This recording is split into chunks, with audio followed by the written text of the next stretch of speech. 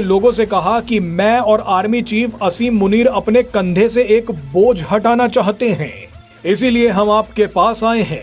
बोझ ये है कि अब पाकिस्तान के दोस्त मुल्क नहीं चाहते कि हम उनसे भीख मांगने जाएं। शहबाज ने कहा कि चीन, सऊदी अरब, तुर्की, कतर, यूएई सब पाकिस्तान के भरोसेमंद दोस्त हैं।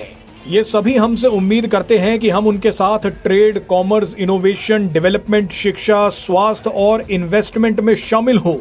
लेकिन जब तक बलूचिस्तान हमारी मदद नहीं करेगा, हम तब तक कटोरा लेकर भीख मांगते रहेंगे।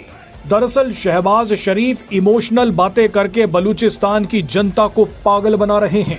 शहबाज शरीफ और असीम मुनीर की असली नजर बलूचिस्तान की जमीन के नीचे दबे $6 ट्रिलियन के खनिज पदार्थों पर है, जिन्हें वो अब दूसरे देशों को बेचना चाहते हैं।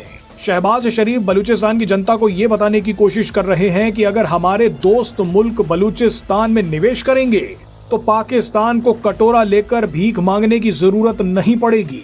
आप इन दोनों की मक्कारी देखिए कि बलूचिस्तान को बर्बाद करने के बाद अब ये बलूचिस्तान के लोगों से ही उनके खनिज पदार्थ मांग रहे हैं। दरअसल पाकिस्तान और चीन दोनों मिलकर भी बलूचिस्तान लिबरेशन आर्मी को नहीं रोक पा रहे। बलूचिस्तान लिबरेशन आर्मी धीरे धीरे अपने कई शहरों को पाकिस्तानी सेना के कब्जे से आजाद करवा रही है। चीन का सीपैक प्रोजेक्ट बलूचिस्तान में बिल्कुल अटक चुका है।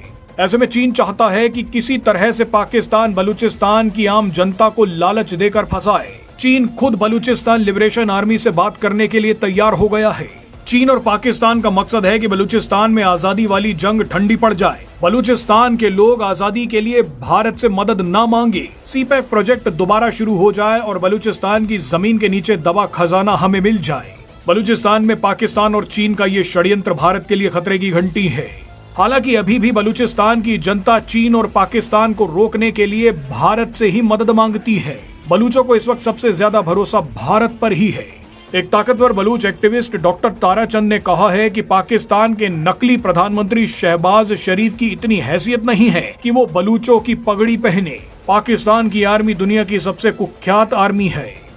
डॉक्टर ताराचंद के अलावा एक और बलूच एक्टिविस्ट मीर यार बलोच पीएम मोदी को चिट्ठी लिख चुके हैं। मीर यार बलोच ने कहा है कि हमें दिल्ली में दूतावास खोलने की इजाजत दी जाए। आपको बता दें कि भारत के लिए बलूचिस्तान वो हथियार है जिसे देखकर चीन और पाकिस्तान घुटनों पर आ सकते हैं। ऐसे में भारत को बलूचिस्तान के लिए अपनी ताकत झोंक देनी चाहिए।